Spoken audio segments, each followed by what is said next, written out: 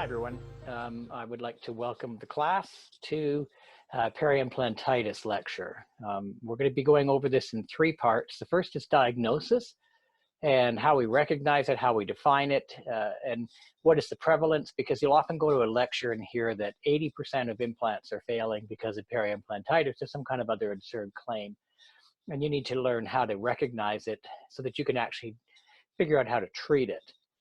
The next section is going to be risk factors and how you can get more or less of it. And some of that is driven by mistakes that people make.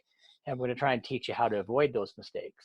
And then finally, we're going to be going over treatment, which is really important. But without understanding diagnosis and also what risk factors are playing in, you don't really have a good shot at treatment. So we're going to save that to the end. And these are basically three parts, about 50 minutes to an hour each. And there'll be some time for question afterwards. So I'm going to go to my screen and then we will see what that looks like.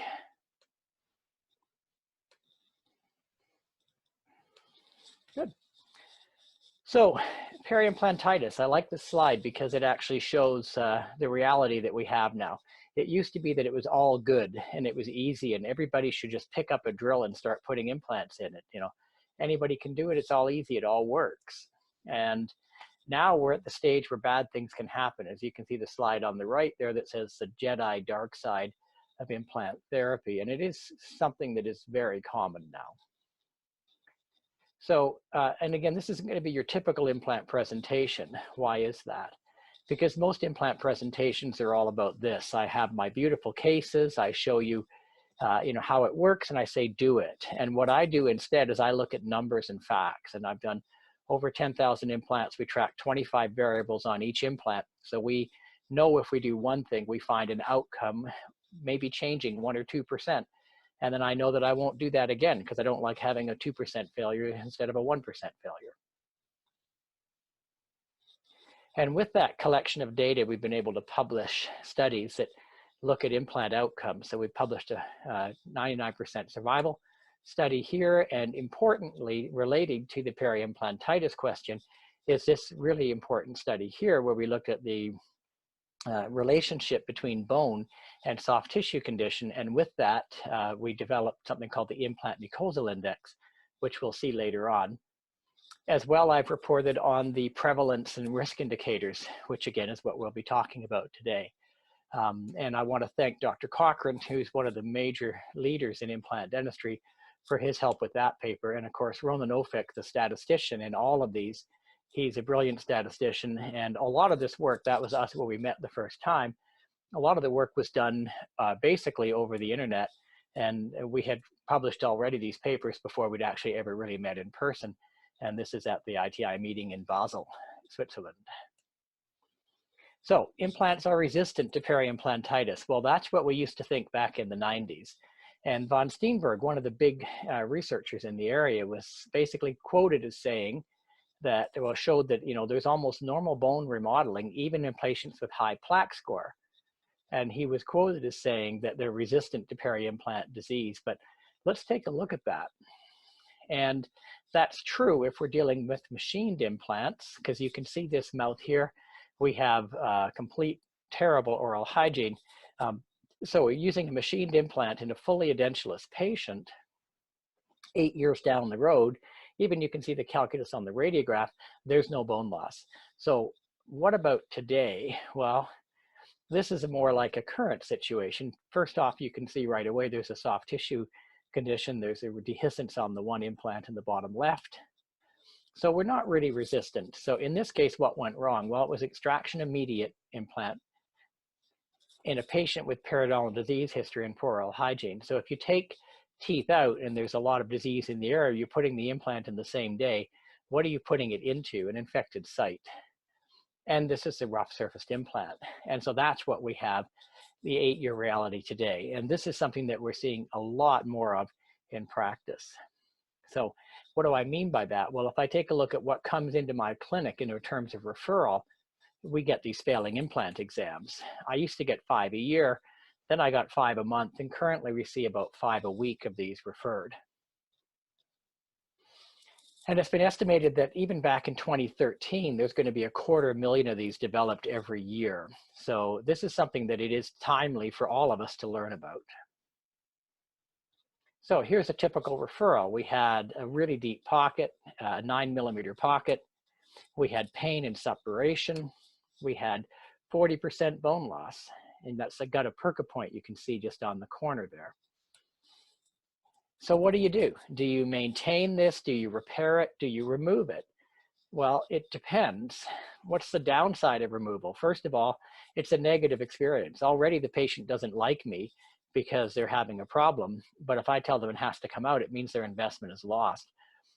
As well, there's the risk of a sinus complication in this particular case. And most importantly, there's a lot of money involved. If you take an implant out, there's a surgical removal fee, there's regenerating the bone, and then there's replacing the implant. And these patients are often not in a good mood, and these are highly potential to get into with a legal situation down the road. So if you can fix this problem, it would be ideal. So I'm going to tell you that we resolved it with one treatment that didn't require a flap surgery. And you're going to say that doesn't look like a big improvement because you can still see some bone loss right there. But clinically, at that same 9-month period, you could see pocket depths are 2 millimeters and there's no bleeding on probing. So that's important because we know that clinically we're on the right track. And look at that, 18 months later, no further treatment involved other than just regular cleaning and maintenance. We converted the case back to full bone recovery, again, with one treatment. So with that, hopefully you're now interested in what we can offer in this course, this 3-part course. So let's get on with the show in terms of what you need to know. And as I mentioned before, we're going to break this up into diagnosis. So what it is, what's the cause, what's the prevalence, and how does the implant mucosal index work. Then we're going to look at the risk factors in relation to patients and implants and surgical factors, as well as prosthetics, things that you can do wrong to generate this problem. And then finally, we'll get into treatment. And basically, there's kind of 2 general ranges, conservative option or getting into surgery, what I call the 3 R's and the 1 L, and we'll explain that later. So let's define it, because we always have to have a definition. And if you guys are dental students, that means something like this is probably on the test. So peri-implant mucositis is an inflammatory lesion of soft tissue surrounding an implant. And the key is it's absent of bone loss. It's often determined by bleeding on probing. We do know that the cause and effect is bacterial biofilm. And we do know also that if we remove that biofilm, in other words, get oral hygiene done and other forms of management, that it is reversible. So mucositis, like gingivitis, is reversible. Peri-implantitis is basically the same thing as mucositis, except now we have progressive bone loss. The thing that we don't know is why we convert from mucositis to peri-implantitis in all cases. So let's take a look at teeth and see what it is that's different about teeth and implants. We know that teeth have a connective tissue barrier called the periodontal ligament, and that's a horizontal attachment that goes directly into the cementum. And that acts like a barrier for inflammation getting into the bone. Implants don't have that. They have a mucosal attachment, that is epithelial attachment. There is no ligament attachment. And that epithelial attachment can be quite variable. In a healthy situation, you might have a deep and long epithelial attachment up to 7 millimeters, like you see in that blue bar. In an inflamed situation, that gets weakened and it can drop. You can get as little as 1 millimeter of attachment. Now you can imagine it doesn't take much to violate that attachment in an inflammatory condition, and you can actually see infiltration of bacteria into the actual crustal bone area. And as a result, for a given amount of bacteria that's on the implant or tooth surface, an implant will get more bone loss than a tooth would. And that's really important because they are not resistant to peri-implantitis. It's quite the opposite. Again, they're not teeth. We have to really importantly drive this into everybody's head, including the patient when you're discussing doing implants. You describe to them that implants are medical devices. They are not teeth. And because they're medical devices, they're an artificial surface. It's a niche for colonization of pathogens that we know, and even atypical pathogens as well. So, imagine this is no different than a catheter, and catheters get infected.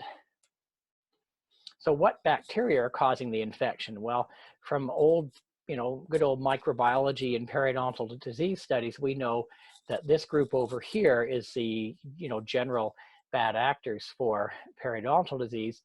And it is not uncommon that these are also involved with peri-implantitis, but the peri-implantitis profile is less well defined, and there's no particular consensus as to what causes it. What we do know is that it's a biofilm. And why is a biofilm important? Is that you have an outer layer protecting an underlayer. And that underlayer is very resistant to change. So because of the biofilm effect, stopping peri-implantitis is quite difficult. You could imagine something like this carpet, where you have a shag carpet and a bunch of stuff on the surface. You can vacuum all you want, but deep inside those grooves, that's not going to change. So we do know then, because of that, also with the rough surface implant, you can see the porosities built into the titanium surfaces these days. And that's going to be impossible to fully remove. Here we can see after glycine airflow on a bench study where they have perfect access, you cannot remove the bacteria completely. And so that means the biocompatibility, you could think of that as the ability of the bone to rebond, is compromised forever. And as a result, as we know that they're more prone to disease, we also know that once the disease starts, it's harder for us to manage. And let's say, for example, we do use various surface treatments to try and clean an implant surface. We can use citric acid or chlorhexidine or hydrogen peroxide. And each of these are successful in removing about 3 times log, which is a lot, but it's only partial removal. And all of this grows back in within 2 days. So that's one thing, but guess what happens when it comes back in? It comes back in with an altered bacteria. And so we sometimes get these atypical infections, even when we're trying to treat peri-implantitis. Here's an example ourselves. We had a peri-implantitis case on this particular implant here, and it eventually was removed. But in the meantime, the infection that had developed had led to an osteomyelitis, which cultured for E. coli. And this was the resulting bone loss that we had, negating any future implant placement. So again, atypical is something that can happen, but how common is atypical? Well, it turns out it's pretty common. Leonard showed that it was about 4 out of 26 sites had some atypical pathogens, not your normal peri-implant or periodontal disease pathogens. And Slots and his group have shown that Candida, as well as herpetic and cytomegalovirus, can also be affecting these. He's also advocated for the use of a diluted bleach rinse and also even subgingival irrigation when you're getting these atypical cases. So when you're dealing with peri-implantitis, you may find that some cases respond and some don't. And if you're dealing with some that aren't responding, you might be dealing with the atypical pathogens, and something like the bleach rinse and the irrigation may be an option, although that is not part of our treatment at this time. What about diagnosis? Well, how do we diagnose peri-implantitis, and why does that matter? Well, without a diagnosis, you can't develop a treatment. It's the whole purpose of a diagnosis. We know that from undergrad studies. Bleeding on probing or suppuration on probing, probing depth, and radiographs. These are the main tools. And the question is, do the indexes that we use for teeth apply to implants? Remember that teeth are not implants. So when we look at teeth, for example, we have the gingival index. And one of the things that we look at is for case number 1, score number 1, a mild inflammation, we look at changes in color.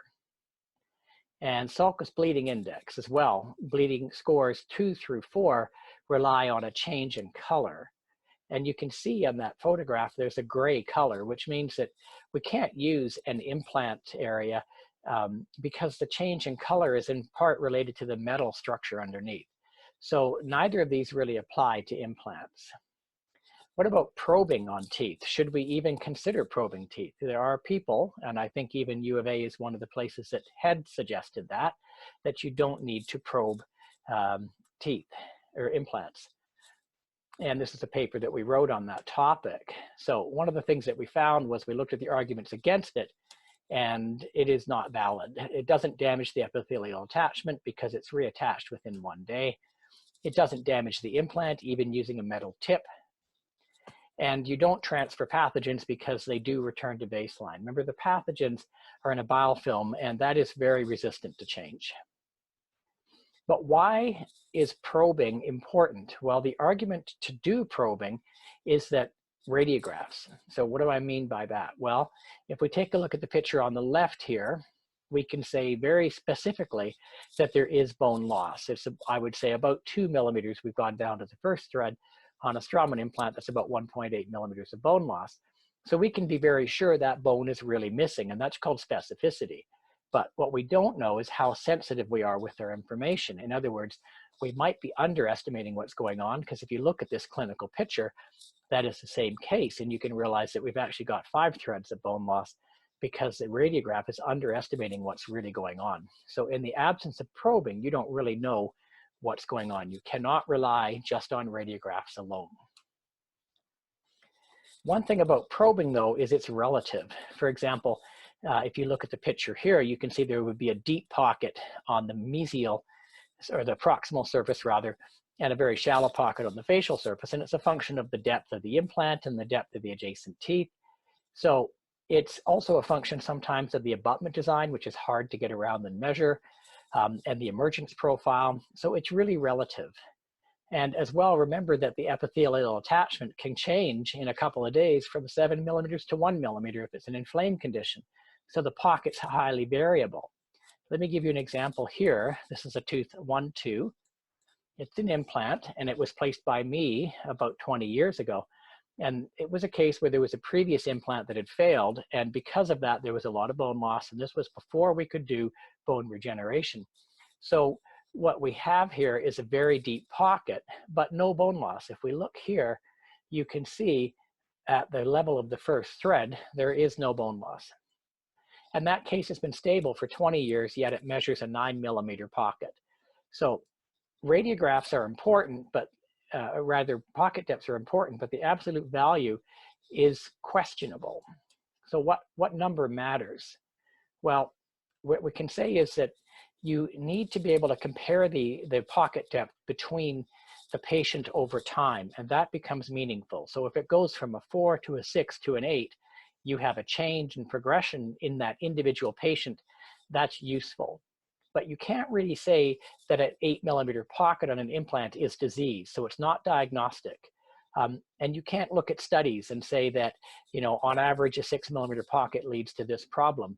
And you can't compare them between patients. So pocket depth really isn't diagnostic. But what it is a important marker. And so it's considered a risk indicator. What that means is if you have a pocket that's greater than 5 millimeters, the implant now is at higher risk for disease. So it's a little bit like you could say that the patient is now equal to a smoker.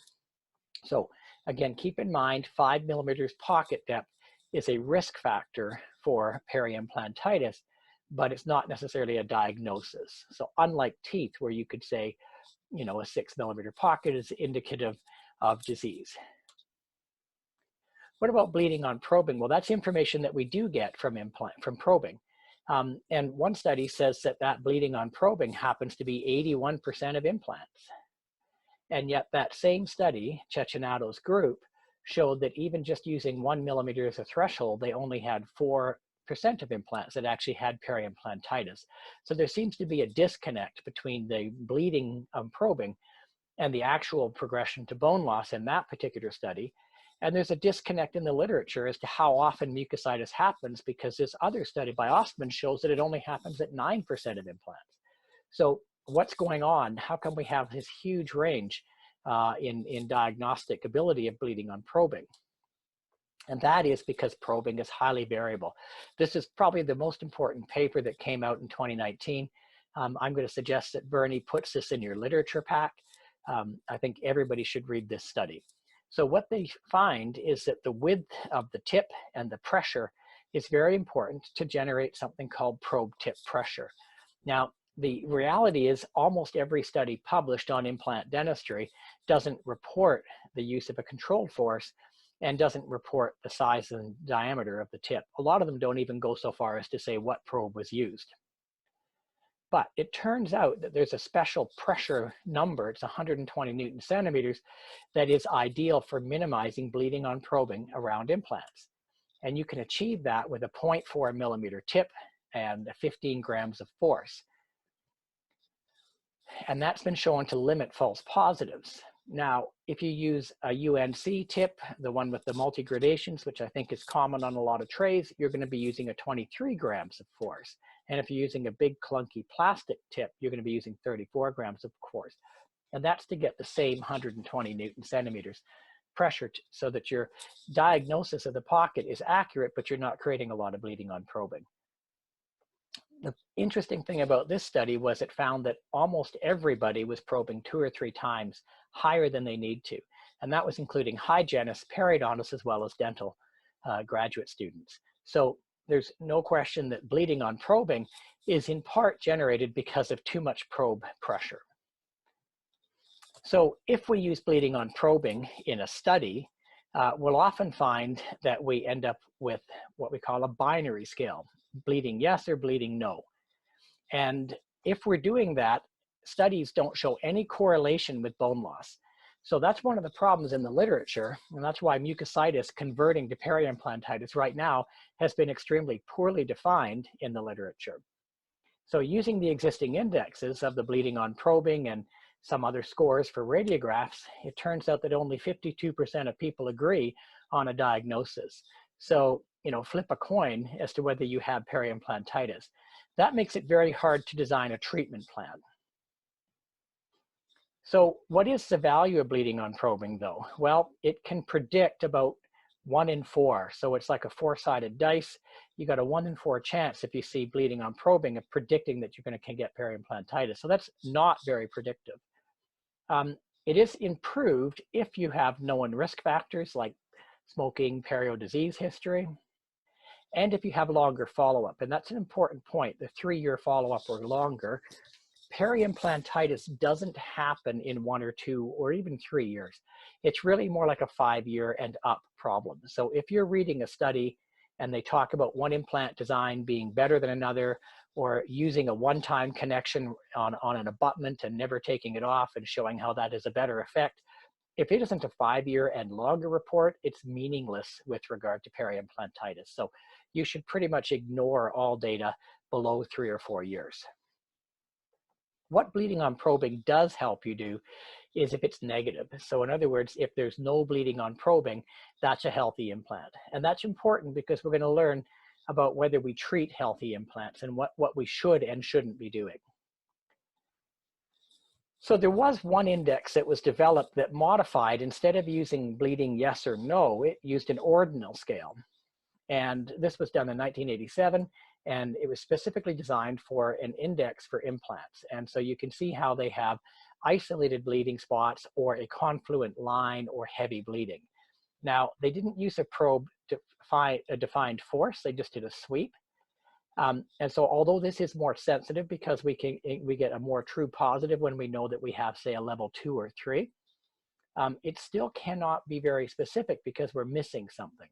And what we're missing is separation. And we'll find out what that does, because you can have a non-bleeding site that can be diseased, because if it's heavy separation, you often don't get bleeding. So this index is missing something. So what about separation? Well, again, here we have an early lesion. It's mild to moderate bleeding and no separation. And that makes sense, because in an early lesion, we don't have that much trouble. But in an advanced lesion, you get purulence. And that's what I like to call the triad of dead. So dead leukocytes, dead bacteria, dead tissue leads to that separation lesion. And you'll notice that there's no bleeding on probing. So if you're just using BOP or even the modified gingival index, this would not be scored as a diseased implant. And clearly it's a diseased implant. So separation, though, is relatively insensitive. It's a little bit like that radiograph that's going to miss something in the early stages, but it's very specific. When separation is present, you can be certain that you have disease. So the specificity of separation should be used as a complement to bleeding on probing in a diagnostic index, and that was decided at the World Workshop in 2018. And yet, It's not part of any index to date. How common is suppuration? Well, it's about 5% of implants. And we know that it's very strongly associated with bone loss. And as I mentioned, to date, it wasn't included as a part of an index. It was a separate entity. And why? And that's because the indexes up until now were taken from teeth. And as we learned earlier, implants are not teeth. On teeth, how often do you see suppuration? Really, really rarely. Like in a periodontal condition, almost never. It's usually because of some root fracture, endo lesion, or some other debris issue. So let's look up for a moment at radiographs. Can you see the threads on this radiograph? Clearly not. And yet this is the same case with an adjustment on the x-ray head. So it's really important that you take good x-rays, because in the absence of that, your diagnosis is meaningless. One tip that I can give you, and it's very useful, is that on your XCP unit, always, not sometimes, but always put a cotton roll or foam so that you elevate that a little bit. You'll find you'll get much better shot on the threads. So because of that variability of angle, it's been determined that you need at least 1 millimeter of bone loss in order to define that bone loss has actually happened. And so the World Workshop has taken in a consensus in 2012 2 times that error, so in other words 2 millimeters, as a threshold for bone loss. So if you're going to define peri-implantitis, what you're doing is you're using 2 millimeters as a threshold. But 2 millimeters from what? And that's what they say beyond expected, because some implants lose bone in the first year as part of what we call remodeling. And we're going to learn about that in a few minutes here. But beyond expected is what we're talking about. So 2 millimeters of bone loss beyond expected. There's been a revision in 2017 that said that 2 millimeters should be compared to your baseline at stage 2. So in other words, at the time of your prosthetic connection. Either way, the world consensus is right now 2 millimeters is your definitional threshold for peri-implantitis. I don't necessarily agree with it. We'll see why. And if you don't have any baseline to compare to, the 2017 revision also said, patient walks in, you don't know them from anything, then you can use a 3 millimeter threshold. So let's look at what is expected bone remodeling. So we have on the top left here what's called the standard platform or butt joint design. The abutment goes flush fit, and we get 1.5 millimeters of bone loss with that design. That's well established in the literature. On the right side here, we have a platform shift implant. So the abutment connection has been moved horizontally inward, and you get less bone loss, but on average, you will still see about 0.5 millimeters. And on the left side here, we have a tissue level design where there is no gap at the level of the bone. The gap is moved away from the bone. And because of that, the bone should rest at the smooth, rough interface. And that definition of bone loss should then be from 0. So if you're going to be looking at expected remodeling, the top implant, from the abutment connection, you might be looking at 3.5 millimeters of bone loss before you get a definition of peri-implantitis. Whereas on the bottom left side with the tissue level, you would be 2 millimeters from the smooth rough interface. So let me show you what I mean by that. This is blue line represents your expected, and the red line represents your EAO threshold on when you have defined peri-implantitis. But it's really important to remember that it's a reference point. What we have to reference is the rough part of the implant, because it turns out that's what really matters with disease. So it means on that tissue level implant, you have to subtract the height of the collar. So 2.8 or 1.8, depending on the design of the implant. And on a bone level implant, you're measuring it from the neck. So you can compare an apple to an apple then. And it's amazing because I do have a reviewer for journals, and sometimes I'll get a paper that says this implant lost more bone than that implant. But what they were doing was putting the implant in too deep, and they were measuring the remodeling to the rough surface, which really doesn't represent bone loss. That's a normal remodeling effect. So again, it's something that even scientists mix up sometimes. So what can we do to be more precise with our x-rays? Well, if you're doing a study, let's say you were only looking at 100 implants and you wanted to evaluate the effect of something, using this device that creates a perfect 90-degree would be a great idea, but it's not really useful for everyday practice. What about tomographs? Well, tomographs are useful in the sense that they give us three-dimensional information. We can learn, for example, that the palatal aspect on this implant was losing bone. But there's something called beam hardening, and we get a blooming effect of that implant. So it oversizes the implant and overwhelms the bone if there's less than 0.5 millimeters of bone thickness. So it's not accurate. Really, even if you get down to about 1 millimeter thickness, you need thicker bone to be accurate with this. So whatever you do, don't tell a patient you don't have any bone on the buccal surface if you're basing it only on a cone beam, because you might be incorrect and you might get the patient upset with no reason to be upset.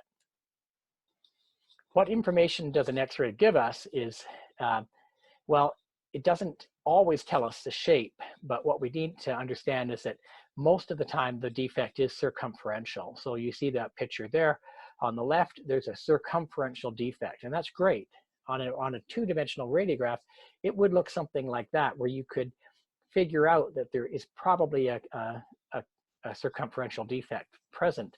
Now, that is where a cone beam is useful, because it can help you evaluate the shape if you're planning bone regeneration, for example. About 30% of the time, it's one-sided defect. And then about 5% of the time, there's no inferior component at all. It's simply buccal bone loss.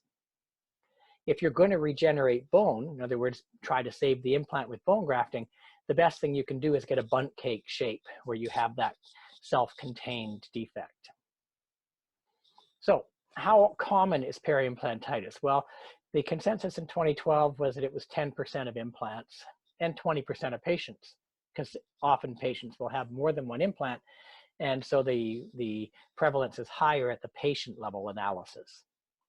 But that ranges all over the map from 1 to 64%. So this is something that really bothers me when I'm in a lecture and people are throwing numbers out about what is the rate of peri-implantitis. Why the variation? Well, let's take a look. They use different references. Some studies use 1, 2, 3 millimeters or thread counts. And if we take a look at the implant design, some of them don't take into account the expected bone loss, which we've already established is up to 1.5 millimeters on some implant designs. So I'm going to show you an example.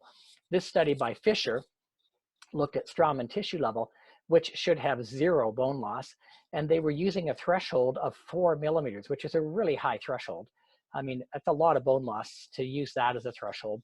And they were using the gingival index of a level 3, which means they were using only heavily bleeding implants. So it's not surprising that they only found 1% of implants, because that's a little bit like saying I'm looking at a highway and I'm saying the only people speeding are doing over 150 kilometers an hour. If I'm going to use that as my reference point, there's only one car that was speeding. But if I'm using a realistic number like 130, then I'm going to find a higher number. So this study here by Hart used an external hex implant, which we know by definition is going to lose 1.5, and yet they called 2 millimeters as their threshold, which means 0.5 millimeter bone loss, and suddenly you're into a definition of disease. And they were also using this study looking at patients with periodontal disease history. So it's not surprising that 64% of their cases had peri-implantitis.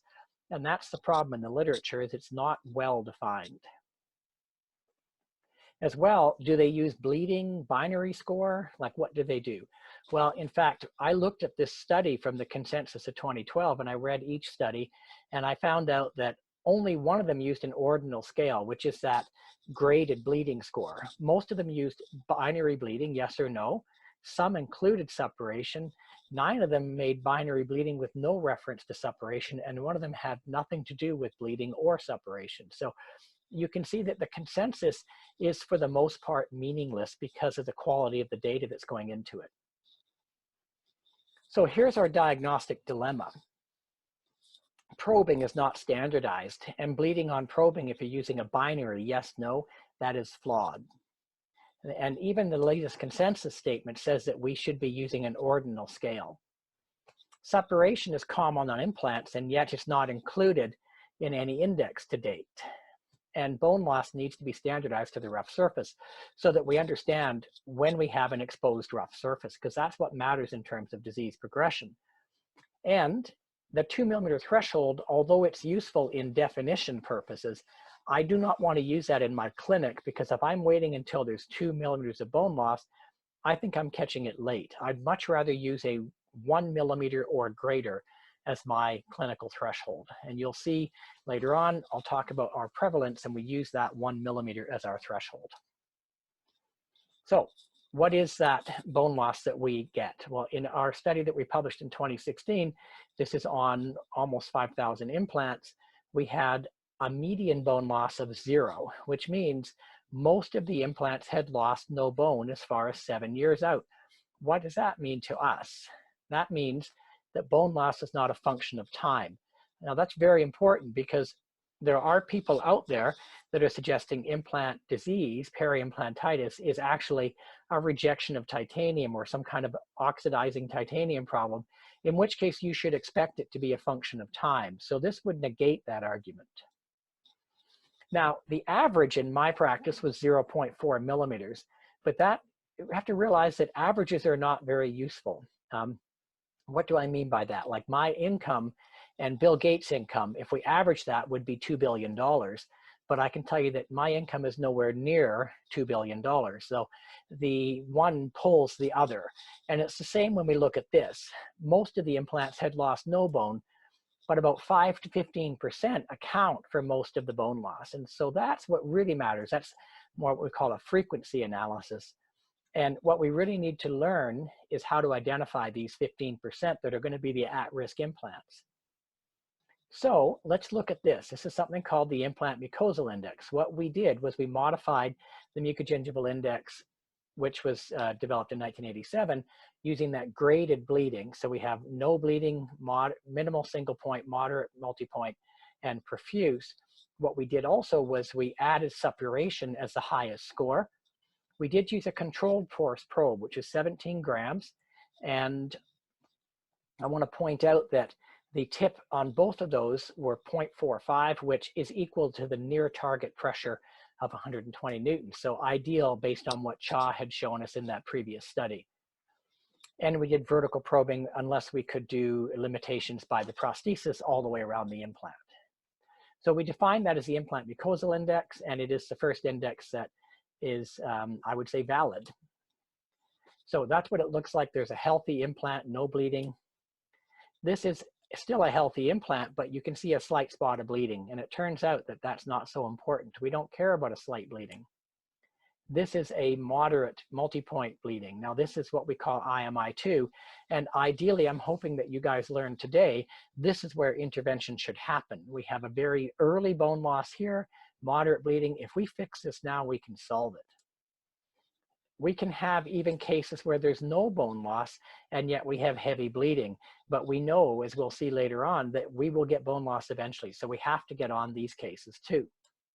Or we can wait until we have suppuration. And remember, most of the time, this is not in any index, but it's really the most important thing. And absolutely, this is when urgent intervention is required. But sadly, this is when most cases get sent. And frankly, this is too late. So using the implant mucosal index, what we found was there is no difference between light bleeding and no bleeding. So that's really important. You do not need to treat an implant that just has a little spot of bleeding. Then we found a doubling with each increase in level. So you can predictably see bone loss increasing if you go from an IMI2 to an IMI3 to suppuration. Each one doubled the amount of bone loss in this study. And it had almost a dose response. So this is the first time in the dental literature that the soft tissue condition was correlated to bone loss. And that's really important because it's the first time that we can use bleeding on probing or suppurating as a diagnosis for treatment.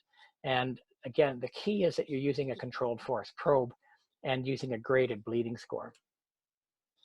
So let's go back and do a mucositis reality check. Remember the one study said 80% of implants. Well, in our study, what we found was that if we look at bleeding on probing as yes or no, we had 45%. But if I remove the nonsense bleeding, which is that very minor single point IMI1, then we only end up with about 17%.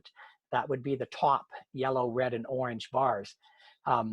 And interestingly enough, that's about the same ratio as 15% that had peri-implantitis. So I would suggest that these are the same implants.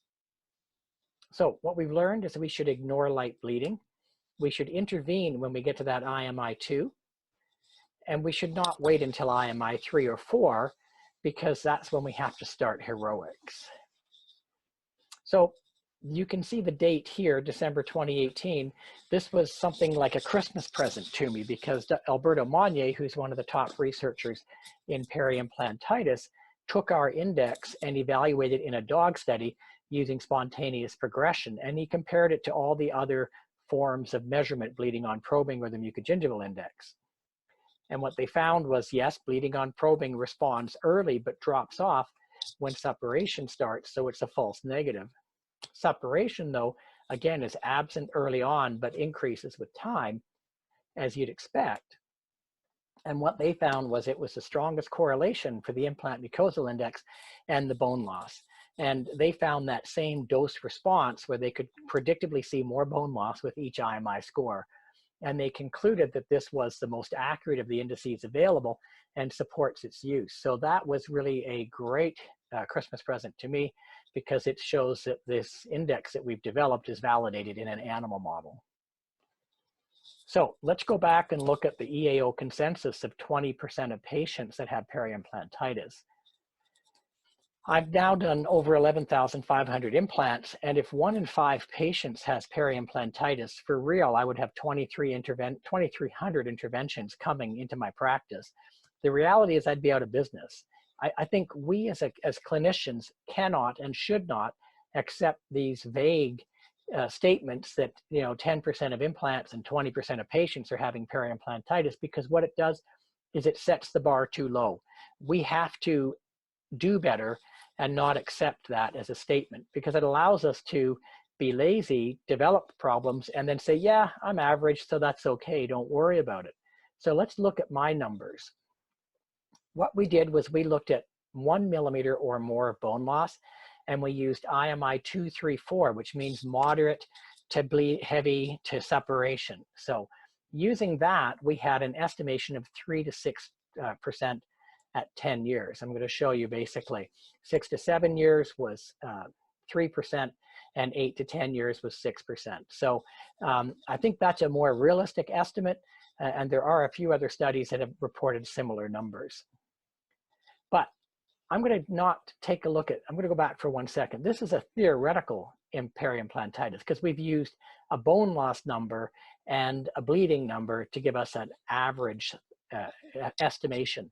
But it's an estimation. Now I'm going to show you my actual numbers. So this is how many times I actually had to intervene on a case. And if I look at that, I can see that tissue level interventions were 3% and bone level were 5 to 6. Now that means the type of implant had a role in how often I had to go in there and fix a problem. And we're going to learn about that later when we talk about risk factors. Here's an example though. You can see the heavy bleeding on that canine is part of a long span bridge. And you can see the radiographs below. The tissue level implant, where the margin is kept at or above the gum line, the tissue is very healthy. Where that connection point on the front implant is below and at the level of the bone, bacteria live in that space. And even though we think we get a very tight seal, there's still bacteria present, and it creates a tendency for that inflammation. And you'll see the outcome is that we have more intervention requirements with that implant design. So why do we care about diagnosis? I mean, honestly, as I was a dental student, I would be asleep by now. But why does it matter? It matters because we have to decide. Diagnosis is to teach you whether you observe or intervene. The whole purpose of diagnosis is to generate a treatment plan. On teeth, we know that if you go around scraping healthy teeth, you damage the attachment. So you don't root plane a 1 millimeter pocket. On implants, it's even worse, because if you routinely scale a healthy implant, you're going to generate titanium particles. which we do know can aggravate tissue inflammation. Let's take a look at it. So let's say we take an ultrasonic tip to an implant. We will generate those titanium particles, even if we're using the plastic type cover on that titanium, on the ultrasonic tip. And we know from hip studies that if you have metal particles, you get something called metallosis. We also know from Tom Wilson's work in biopsies of peri-implantitis that often titanium particles were included in the biopsies and their role was unknown. But we do know their role now because Egger has shown that if you take those particles and you put them in a rat calvaria. So what that is it's a study, it's a study design where you can test bone remodeling. And if you put that in there, you can see osteolysis created from macrophage activity when titanium particles are present. So we can't say it causes peri-implantitis, but we certainly know that generating titanium particles is not good for a healthy implant. So there's even one study that showed that you get epigenetic changes within the tissue. And further investigation is needed because we don't know cause or effect on this. But what we do know is that healthy implants shouldn't be, damaged trying to clean them. So we want to somehow remove the biofilm without damaging the titanium surface. So one of the questions actually I often get is, what do you do on a healthy implant? And my answer is almost nothing. We work on oral hygiene, we work on supragingival, gentle cleaning, anything to not disturb the tissue and the implant. But let's put titanium particles in perspective. So there is a camp right now that says titanium particles are causing everything, and that's the cause of peri-implantitis. And I don't think that's realistic. We know that biofilm is the major factor. And so I don't think that we can say titanium particles are the most important thing. We could certainly say that they are an important part of the progression, but unlikely to actually be the initiation.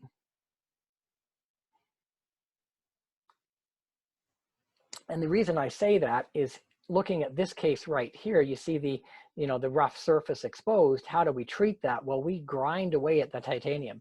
And you'll see later on when we talk about treatment, one of the most predictable ways of treating peri-implantitis is grinding on titanium and then closing up a flap. Now, you could imagine that that grinding generates a lot of titanium particles. And if titanium particles were really driving the problem, guess what? It would get worse, but it doesn't. It gets better. And it's the most predictable way of treating peri-implantitis. So clearly titanium particle, it's useful, but not as blowing up in importance as some people would suggest. So why bother with all of this is basically you need a guide.